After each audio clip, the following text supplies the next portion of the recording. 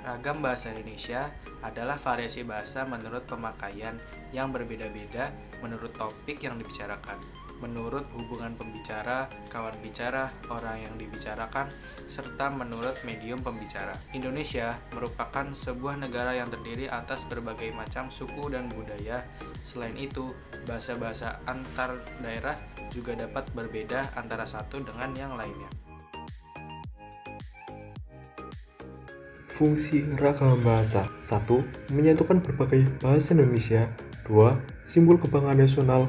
3. Simbol identitas bangsa. 4. Pemersatu antar kelompok atau etnis dan juga adat serta budaya. Fungsi sebagai bahasa negara. 1. Bahasa resmi negara. 2. Bahasa pengantar dalam pendidikan. 3. Alat komunikasi di tingkat nasional untuk kepentingan pembangunan. 4. Alat pengembangan ilmu pengetahuan dan teknologi. Kali ini saya akan menjelaskan tentang apa itu ragam lisan dan ragam tulis. Yang pertama, ragam lisan yaitu cara kita menyampaikan sebuah bahasa menggunakan ucapan langsung dan berintonasi yang diperkuat oleh gerak tubuh. Sedangkan ragam hias yaitu cara kita menyampaikan dalam bentuk kalimat yang ditulis dengan benar sehingga pembaca dapat memahami maksud dari tulisan tersebut. Pada ragam hias, seseorang yang menyampaikan bisa menggunakan semacam peragaan lewat gerak tangan, mimik wajah, intonasi suara yang memiliki tujuan agar segala ungkapan, ide, gagasan, ataupun perasaan dapat dirasakan oleh orang lain. Sementara itu, untuk ragam tulis diharuskan menggunakan tata bahasa untuk ketepatan pemilihan kata ataupun susunan kalimat, dan penggunaan aturan pengejaan serta tanda baca sehingga bisa membantu menjelaskan ungkapan diri ke sebuah tulisan tersebut. Nah, ragam bahasa berdasarkan penutur kata.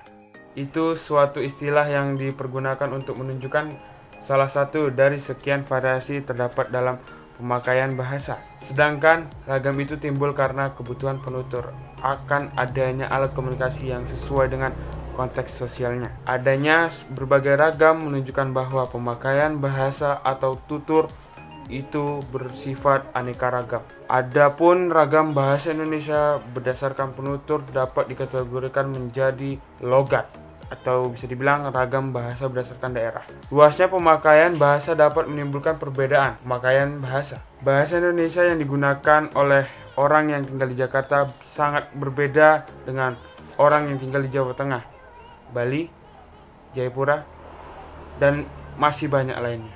Masing-masing memiliki ciri khas yang berbeda-beda. Misalnya logat Jawa Tengah itu pelafalannya B. Pada posisi awal saat pelafalan nama-nama kota seperti Bogor, Bandung, Banyuwangi, dan lain-lain, logat bahasa orang Bali tampak pada pelafalan T atau T, seperti pada kata-kata itu, itha, cantik, dan lain-lain. Terima kasih. Nah, selanjutnya saya akan menjelaskan tentang ragam bahasa berdasarkan topik pembicaraan. Nah, ragam bahasa berdasarkan topik pembicaraan sendiri dibagi atas 5 bagian, yaitu ada ragam politik, ragam hukum, ragam sosial dan ragam fungsional, ragam jurnalistik, dan ragam sastra. Nah, di ragam politik sendiri berisi kebijakan yang dibuat oleh penguasa dalam rangka menata dan mengatur kehidupan bermasyarakat. Di ragam hukum adalah penggunaan kalimat yang panjang dengan pola kalimat luas. Diakui bahwa bahasa hukum Indonesia tidak terlalu memperlihatkan dan memperhatikan sifat dan ciri khas bahasa Indonesia dalam strukturnya.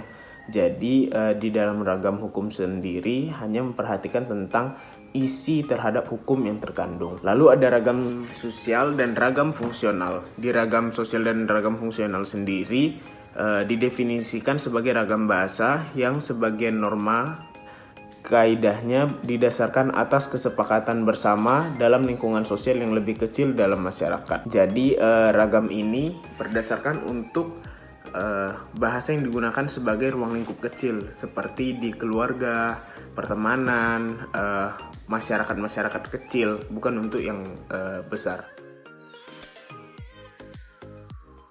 Kemudian di sini saya akan menjelaskan tentang ragam kata baku dan kata tidak baku. Yang pertama adalah kata baku.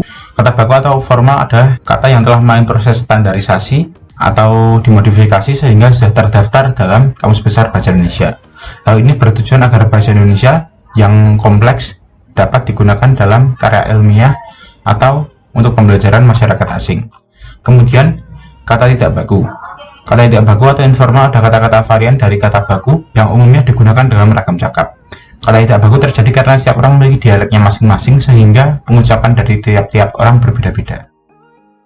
Lalu, untuk ragam bahasa yang baik dan benar adalah bahasa Indonesia yang digunakan sesuai dengan situasi pembicaraan dan sesuai dengan kaidah yang berlaku dalam bahasa Indonesia seperti yang ditulis dalam buku Tata Bahasa Baku Bahasa Indonesia terbitan Departemen Pendidikan dan Kebudayaan tahun 1988. Sekian penjelasan dari saya, kurang lebihnya mohon maaf. Terima kasih.